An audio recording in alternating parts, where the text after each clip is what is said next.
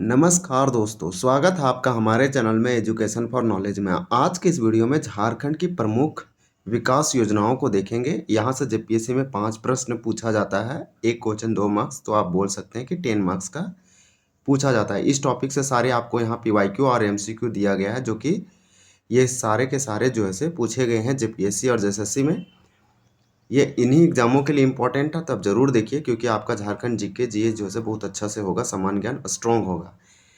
ये जो क्वेश्चन है सारे आपको बता दें कि झारखंड की इकोनॉमिक्स यानी कि अर्थव्यवस्था ऑफ झारखंड के अंतर्गत आप बोल सकते हैं ये आता है, और इसमें टोटल 130 प्रश्न है। तो हम लोग इसको पार्ट वाइज देख रहे हैं। आज हमारा पार्ट 4 होगा। अगर आप पार्ट 1 से लेकर 3 तक नहीं देखें तो ज़रूर देखिए 1, 2 और 3, क्योंकि हम लोग टोटल 1 से लेकर 80 तक प्रश्न कंप्लीट किए हैं। आज हम लोग जैसे 81 से देखेंगे और हम लोग 20 से 25 प्रश्न कंप्लीट करेंगे। इस प्रकार से जब इसका नेक्स्ट वीडियो आएगा तो उसमें इस टॉपिक हमारा कंप्लीट हो जाएगा। यहाँ से लगातार क्वेश्चन पूछे जाते हैं, तो आप ज़रूर इसको कंप्लीट कीजिए और रिवीजन कीजिए। आप यहाँ प्रैक्टिस करने की कोशिश कीजिए कि देखिए आप प्रैक्टिस कितना कर पा रहे हैं, आप कितना सही कर पा रहे हैं। उसके बाद आप चीज़ों को जैसे रिवीजन या रिमेंबर कीजिए। तो चलिए हम लोग स्टार्ट करते हैं। ये बुक जो है सीमांकन पब्लिकेशन का वस्तुनिष्ठ है। झारखंड सामान्य ज्ञान एमसीक्यू में हमारा 80 नंबर क्वेश्चन था कि झारखंड के कितने प्रखंडों में कस्तूरबा गांधी बालिका विद्यालय की तर्ज पर झारखंड बालिका आवासीय विद्यालय का स्थापना की जानी है। तो ये वाला 80 का आपका राइट आंसर था बी, यानी 57। इसके बाद हमारा आज का न्यू प्रश्न है इस वीडियो का कि झारखंड में मुख्यमंत्री विद्यालक्ष्मी योजना जो है से निम्नलिखित में से किस लिए प्रारंभ की जानी है। 81 का राइट आंसर डी होगा, केवल बी एंड सी। अरबी में दिया अनुसूचित जाति के बालिकाओं के लिए, यानी कि समझिए कि आप एससी के लिए, अनुसूचित जनजातियों की बालिकाओं के लिए यानी एसटी की। तो ये जो है एससी एसटी बालिकाओं के लिए जो है मुख्यमंत्री विद्यालक्ष्मी योजना जो है इसको स्टार्ट किया जाना था। चलिए नेक्स्ट देखते हैं। क्वेश्चन नंबर हम लोग 82 कवर करेंगे। मुख्यमंत्री जनधन योजना। मुख्यमंत्री जनधन योजना झारखंड की एक प्रमुख जो है योजना है, और ये मुख्यमंत्री जनधन योजना जो है 2015 और 16 के बीच में स्टार्ट किया गया था। तो 2015-16 आपका हो जाएगा। इसी सेशन में फाइनेंशियल ईयर में इसको स्टार्ट किया गया था। ये झारखंड में वनों का संरक्षण, उसका जो है प्रबंधन करने के लिए, वन के लिए ये योजना है, वन से संबंधित है मुख्यमंत्री जनधन योजना। इसका घोषणा पूछ रहा है कि कब किया गया, ईयर ना देकर डेट दिया गया है। तो 82 का आपका यहाँ पे राइट आंसर ए हो जाएगा 15 नवंबर। तो आप याद रखिए 15 नवंबर, क्योंकि झारखंड का स्थापना दिवस है, इसलिए 15 नवंबर 2015 को इसका शुरुआत किया गया। तो चलिए हम लोग ये देखें। मुख्यमंत्री जनधन योजना के तहत कितने पौधे लगाने का लक्ष्य रखा गया है। तो मुख्यमंत्री जनधन योजना के अंतर्गत कितना पौधा लगाने का ये टारगेट दिया गया था। तो 83 का आपका राइट आंसर बी हो जाएगा, 1 करोड़ फलदार और लकड़ी पौधे वाले पौधे। तो इस प्रकार से आप समझिए कि 1 लाख पौधे लगाने का जो है मुख्यमंत्री जनधन योजना के अंतर्गत लक्ष्य टारगेट था। और कैसे पौधे, तो फलदार और लकड़ी, ताकि इसका जो है किसानों का जो है आय दुगना हो सके। जनधन योजना बहुत इंपॉर्टेंट है। 15 नवंबर 2015 को स्टार्ट हुआ। जनधन योजना, मुख्यमंत्री जनधन योजना के तहत लाभुकों को डैश पर वृक्ष लगाने की प्रेरणा दी जाती है। तो 84 का यहाँ पे आपका राइट आंसर क्या हो जाएगा, बी हो जाएगा, खेतों की मेड़ पर। तो जो खेतों की मेड़ होता है, खेतों की मेड़ मतलब जो चकबंदी होता है, ऐसे समझिए कि ये खेत है, ये फील्ड है, तो यहाँ पे लगाना था, इसके साइड साइड से आप ऐसा समझ सकते हैं इसमें। तो इस तरह से पूछ रहा है कि जनधन योजना जो है ये खेतों की मेड़ पर लगाने, वृक्ष लगाने की प्रेरणा, यानी कि लोगों को प्रोत्साहित किया जाता है। जनधन योजना के तहत 3 साल तक रख रखाव का कितने प्रतिशत सरकार वहन करेगी। तो 85 का राइट आंसर हमारा क्या हो जाएगा, आपको बता दें कि 85 का राइट आंसर सी होगा 50%। यानी कि जब मुख्यमंत्री जनधन योजना 2015 में आया 15 नवंबर को, और तो बताया गया कि अगले 3 साल यानी 3 साल तक जो रख रखाव का है वो कितना परसेंट जो है राज्य सरकार यानी सरकार वहन करेगी। तो ये 50% था इसका टोटल राशि का खर्च करने का। तो 85 का राइट आंसर सी होगा। जनधन योजना का लाभ पाने के लिए न्यूनतम और अधिकतम वायु सीमा यानी भूमि सीमा क्रमशः डैश होनी चाहिए। तो अगर हमें मुख्यमंत्री जनधन योजना का लाभ लेना है बेनिफिट के लिए, हमें सबसे कम और सबसे अधिक भूमि सीमा क्रमशः क्या होगा। 86 का आपका राइट आंसर ये होगा, 1,50,00,000। तो इस प्रकार से आप याद रखिए 1,50,00,000 दिया गया है, यानी कि मुख्यमंत्री जनधन योजना के लिए न्यूनतम जो है 1 करोड़ है, और अधिकतम भूमि सीमा कितना है, तो वो 50 एकड़ है। मुख्यमंत्री तीर्थ दर्शन योजना के लिए किन दो कंपनियों के बीच जो है करारा एमओयू किया गया है? Memorandum of understanding. आप समझिए, इस तरह से 87 का आपका राइट आंसर क्या हो जाएगा? तो 87 का राइट आंसर बी होगा, IRCTC and JTDCL, Indian railway corporation tourism of Indian railway catering and tourism corporation, इसका फुल फॉर्म आप याद रख सकते हैं, ये इंडियन रेलवे से संबंधित है। नेक्स्ट क्वेश्चन दिया गया कि मुख्यमंत्री तीर्थ दर्शन योजना के लिए झारखंड के डैश तथा बाहर के जगह चुने गए हैं। तो इस प्रकार से आपका 88 का क्या हो जाएगा? 88 का आपका आंसर डी हो जाएगा, 6 और 11, यानी कि मुख्यमंत्री तीर्थ दर्शन योजना के लिए झारखंड के 6 और बाहर के जगह जो है 11 है। तो 6 और 11 आप देख पा रहे होंगे, इस प्रकार से आप इसको ऐड कर देंगे तो ये आपका जो है 17 हो जाएगा, यानी 17 जगहों पर ये तीर्थ यात्रा घुमाती है मुख्यमंत्री तीर्थ दर्शन योजना। और ये बहुत अच्छा योजना है कि झारखंड का 6 जगह है और 11 जो है झारखंड से बाहर दूसरे राज्यों में है। ये जो है झारखंड सरकार, और देखिए यहाँ पे झारखंड सरकार आपको दिख रहा होगा ये वाला, और ये जो है इंडियन रेलवे का क्या है, तो ये एक समझिए कि IRCTC है, इसे बोलते हैं IRCTC। ये कुछ नहीं, Indian railway catering and tourism corporation है, और इसी के साथ एमओयू किया गया और इसको जो है बढ़ावा दिया गया है। मोस्ट इंपॉर्टेंट होगा। नेक्स्ट क्वेश्चन आपसे पूछा कि कौन तीर्थ दर्शन मुख्यमंत्री तीर्थ दर्शन योजना से संबंधित नहीं है? तो इसके अंतर्गत कहाँ लेके नहीं जाया जाता, कहाँ घुमाया नहीं जाता? तो 88 का डी होगा, वाराणसी। ये पूछा, इससे संबंधित नहीं है, जबकि गोवा, अजमेर शरीफ और श्रवण बेलगोला। फिर है मुख्यमंत्री तीर्थ दर्शन योजना के तहत प्रत्येक माह कितने लाभुकों को तीर्थ कराया जाएगा? तो 90 का राइट आंसर बी होगा, 1000 यानी 1000 लोगों को कराया जाना इसका लक्ष्य था। इस प्रकार से नेक्स्ट आपसे पूछा जा रहा है कि स्वामी विवेकानंद निःशक्त स्वावलंबन योजना की न्यूनतम उम्र सीमा क्या है? तो 91 का सी होगा, 5 वर्ष है, यानी कि स्वामी विवेकानंद निःशक्त स्वावलंबन योजना का न्यूनतम उम्र जो है 5 वर्ष है। स्वावलंबन योजना के लाभुकों के चयन के लिए गठित समिति के अध्यक्ष कौन होते हैं? तो 92 का आंसर भी होगा, अनुमंडल पदाधिकारी। तो जो अनुमंडल लेवल के पदाधिकारी होते हैं उन्हीं को आप याद रखिए, अनुमंडल पदाधिकारी स्वावलंबन योजना, इसका पूरा नाम क्या है? स्वामी विवेकानंद निःशक्त स्वावलंबन योजना। जो इसके लाभुकों होते हैं उनका चयन करना है, उसके चयन करने के लिए जो समिति या बना है, ऑर्गेनाइजेशन या कमिटी गठन किया है, उसके जो पूरे हेड होंगे वो अध्यक्ष कौन होंगे? तो अनुमंडल पदाधिकारी होंगे।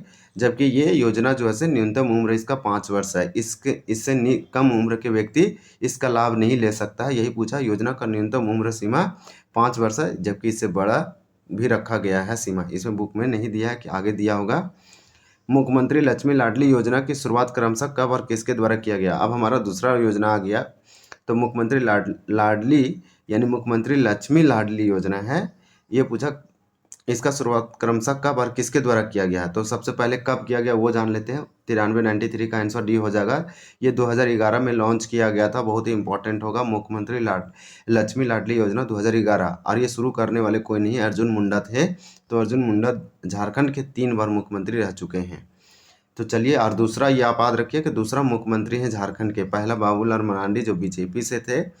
इस प्रकार से वो झारखंड के एक बार मात्र मुख्यमंत्री बने हैं, लेकिन शिबू सोरेन 3 बार, अर्जुन मुंडा 3 बार, और अब तो हेमंत सोरेन 4 बार हो गया। तो इस प्रकार से आप याद रखिए कि मुख्यमंत्री लक्ष्मी लाडली योजना 2011 में अर्जुन मुंडा के द्वारा शुरू किया गया। मुख्यमंत्री विद्या लक्ष्मी योजना की शुरुआत कब किया गया? 94 का राइट आंसर आपका 94 का यहाँ पे राइट आंसर क्या हो जाएगा? तो 94 का आपका हो जाएगा ए, यानी कि मुख्यमंत्री विद्या लक्ष्मी की योजना 15 नवंबर 2015 को किया गया। 15 नवंबर झारखंड का स्थापना स्टेटहुड डे है, इसलिए 15 नवंबर को इस योजना का शुरुआत किया गया स्थापना दिवस के शुभ अवसर पर 2015 में। और 2015 में जो मुख्यमंत्री था वो रघुवर दास था। तो चलिए हम लोग देखें विद्या लक्ष्मी के बारे में कब शुरुआत किया गया। अब पूछ रहा है कि जो मुख्यमंत्री विद्या लक्ष्मी योजना है, इसके लिए वित्त वर्ष 2016-17 में कितना राशि खर्च करने की योजना बनाया गया था? तो ये क्वेश्चन ज़्यादा इंपॉर्टेंट नहीं है, ऐसा पूछा तो नहीं जाना चाहिए, लेकिन 95 आपका हो जाएगा सी, 18 करोड़। मुख्यमंत्री कन्यादान योजना, ये मुख्यमंत्री कन्यादान योजना है, इसके तहत उम्र सीमा तथा आर्थिक सहायता क्रमशः क्या है? तो सबसे पहले आपको उम्र सीमा पूछा मुख्यमंत्री कन्यादान योजना के, इसका उम्र सीमा हम आपको बता दें 96 का, ये हो जाएगा न्यूनतम 18 साल रखा गया है। आप इससे कम रहेंगे तो आपका इस योजना का लाभ नहीं मिलेगा, कोई भी पैसा नहीं दिया जाएगा मुख्यमंत्री शादी वगैरह में।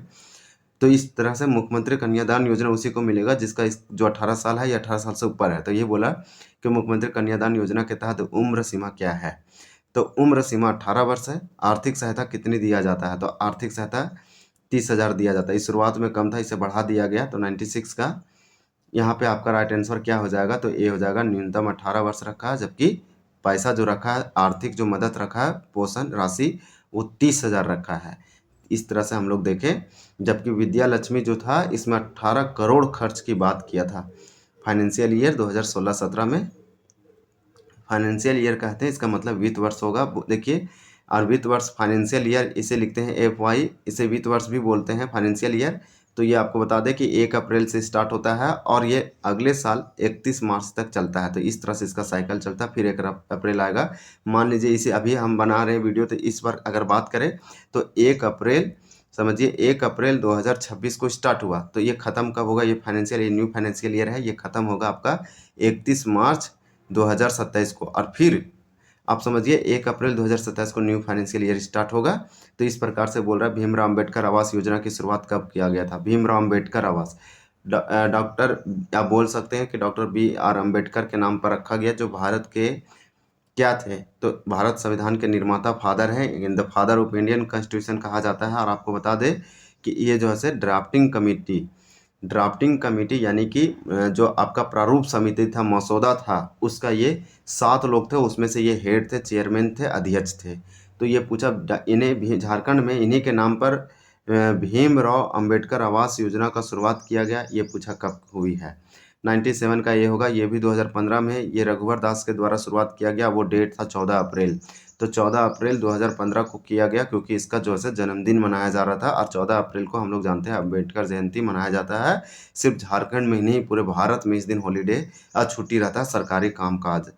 भीमराव अंबेडकर आवास योजना की शुरुआत किन्हें केंद्रित कर की गई है, तो देखिए भीमराव अंबेडकर आवास योजना की जो शुरुआत है, किन्हें केंद्रित करके की गई है, मतलब सिंपल, ये योजना किससे रिलेटेड है, किनके लिए है। तो ये आपको 98 का यहाँ पे राइट आंसर आपका क्या हो जाएगा, 98 का C हो जाएगा, यानी विधवा महिलाओं के लिए। बहुत इंपॉर्टेंट है, डायरेक्टली पूछ लिया जाता है, ये सब आपको दिमाग में सेव होना चाहिए, बहुत अच्छा से रिवीजन और समराइज होना चाहिए, रिमेंबर होना चाहिए। विधवा महिला यानी कि जो विडो वोमेन है, विडो वोमेन का मतलब जो विधवा हैं, जिनके पति नहीं है, विधवा वोमेन यानी कि विडो कहते हैं। तो विधवा महिलाओं के लिए डॉक्टर BR अंबेडकर यानी भीमराव अंबेडकर आवास योजना का शुरुआत किया गया था। पहाड़ी क्षेत्रों में 1,30,000 पैसा देने के लिए बात किया गया था 2 कमरों के लिए, जबकि समतल भूमि में 1,20,000 देने की बात किया गया था। ये है आपका विधवा महिलाओं के लिए भीमराव अंबेडकर आवास योजना। ये रघुवर दास के द्वारा एक बहुत बढ़िया पहल चालू किया गया था। देखिए भीमराव अंबेडकर आवास योजना के तहत समतल और पहाड़ी इलाकों के लिए क्रमशः राशि कितनी है, तो 99 का यहाँ पे आपका राइट आंसर ये होगा 70,000 और 75,000, लेकिन इसे बढ़ा करके कर दिया है 1,20,000। ये समतल भूमि के लिए, और पहाड़ी क्षेत्रों में अगर घर बना है और ज़मीन है तो उसके लिए 1,30,000। तो ये वाला जो है आपको ये समझ में आ जाना चाहिए। फिर पूछा कि BR अंबेडकर आवास योजना के लिए आवंटित बजट कितनी है, तो आवंटित बजट कितनी है, तो इस प्रकार से ये उस समय जब स्टार्ट किया होगा, उस समय के इसके बजट में प्रावधान किया होगा, तो 100 का आपका राइट आंसर हो जाएगा C, 80 करोड़। हालांकि ये क्वेश्चन कुछ ज़्यादा रिलेवेंट नहीं है, लेकिन हाँ आपको ये वाला मालूम होना चाहिए कि ये योजना किससे रिलेटेड है, ये सबसे इंपॉर्टेंट है। ये योजना स्टार्ट कब हुआ, ये 2 फैक्ट इसमें सबसे इंपॉर्टेंट है। सारे क्वेश्चन इंपॉर्टेंट नहीं, लेकिन हाँ कुछ कुछ जो है इंपॉर्टेंट है, आपको भूलना नहीं चाहिए। फिर पूछा उदय का पूर्ण रूप क्या होगा, तो 101 का आपका C हो जाएगा, यानी यहाँ सब सटा के लिख दिया है, इस प्रकार से लिख रखा है तो थोड़ा सा मुश्किल है। उज्ज्वला करके लिखा, उज्ज्वला डिस्कॉम इंश्योरेंस योजना। तो इस प्रकार से देखिए, ये इंश्योरेंस है, ये योजना है, डिस्कॉम है और ये उज्ज्वला है। तो इस प्रकार से आप इसका सही आंसर देख लीजिए, एक बार पॉज करके वीडियो को अच्छे से और समझ लीजिए। मुद्रा योजना पैसा से संबंधित है, करेंसी या रुपया से। इसकी शुरुआत प्रधानमंत्री श्री नरेंद्र मोदी ने किस स्थान से की थी। मुद्रा योजना किसके लिए होता है, तो MSME के लिए होता है। MSME का फुल फॉर्म होता है माइक्रो स्मॉल मीडियम इंटरप्राइजेज, यानी कि मध्यम इस तरह से इंटरप्राइजेज उद्यम होता है। इनके लिए शुरुआत किया गया था। ये छोटे जो रोजगार होते हैं, इंडस्ट्री होता है, उनको प्रोत्साहन करने के मुद्रा योजना देने, लोन देने के लिए ये शुरू किया है। 102 का आंसर आपका C होगा, दुमका। यानी कि मुद्रा योजना का जो शुरुआत है से प्रधानमंत्री नरेंद्र मोदी के शुरुआत के द्वारा किया गया था और ये किया गया था झारखंड के दुमका से। अंबेडकर तकनीकी छात्रवृत्ति योजना कुछ नहीं, ये एक स्कॉलरशिप है, छात्रवृत्ति पैसा दिया जाता है जो टेक्निकल एजुकेशन प्राप्त करते हैं, यानी कि छात्र तकनीकी एजुकेशन, जैसे में डिप्लोमा हो गया, इंजीनियरिंग हो गया, दूसरे दूसरे प्रकार के और भी इसमें शामिल हो सकता है। तो 103 का हमारा राइट आंसर क्या होगा कि अंबेडकर तकनीकी छात्रवृत्ति योजना की शुरुआत कब हुई।